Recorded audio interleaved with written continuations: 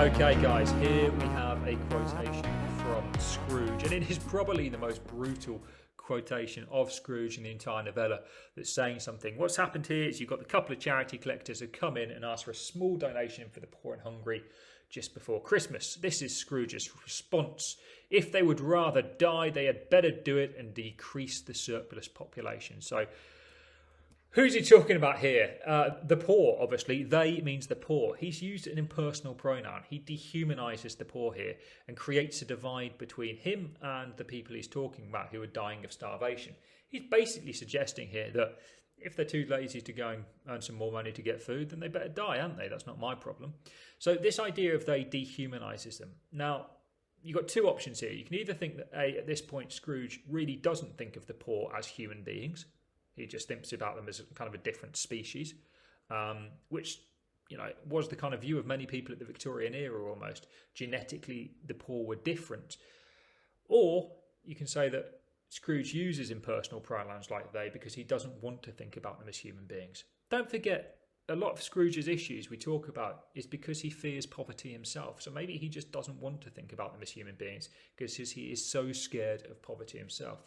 So you've got two options there, one slightly more brutal and slightly more generous option as to why Scrooge does this. The second bit here is would rather. A mistaken belief that poverty was a choice. Many people assumed that poverty was simply caused by people's ladiness, the idle poor they were called, a phrase that Scrooge uses himself.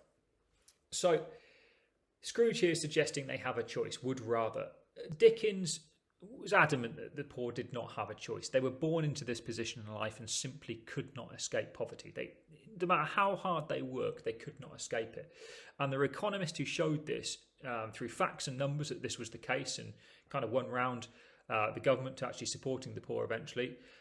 And there was Dickens himself who saw this and believed that the poor did not have a choice. They were trapped in poverty. And rather than doing it through facts and numbers, he told it through a story. So he's showing here that Scrooge believed that the poor had a choice, but obviously through the Cratchit family and others, Dickens shows that they didn't have a choice. They were born into this and simply could not escape poverty, unlike Scrooge's beliefs.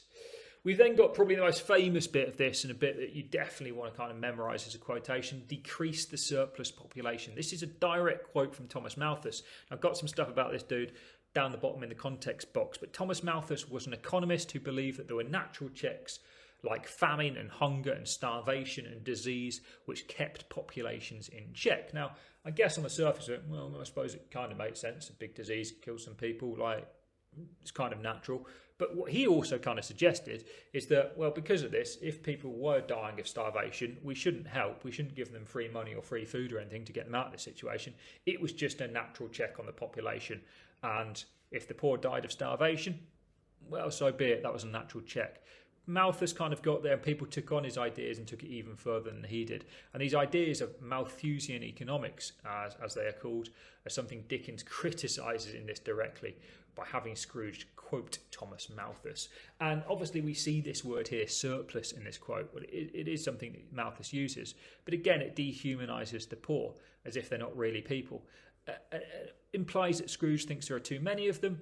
And also I think kind of suggests that Scrooge thinks of the poor as numbers. A surplus suggests that one, there's too many of them, and two, they're just a number, a statistic, and we should lower that number a little bit. He is a moneylender. He makes money off the poor, and poor people to him are just numbers. They're profit and loss. People who pay back their loans are a profit, and people don't are a loss. And I think that's kind of how he sees the poor at this point.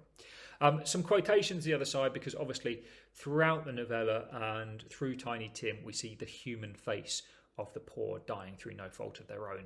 And Scrooge having this line quoted back to him later on, which makes him feel very, very guilty.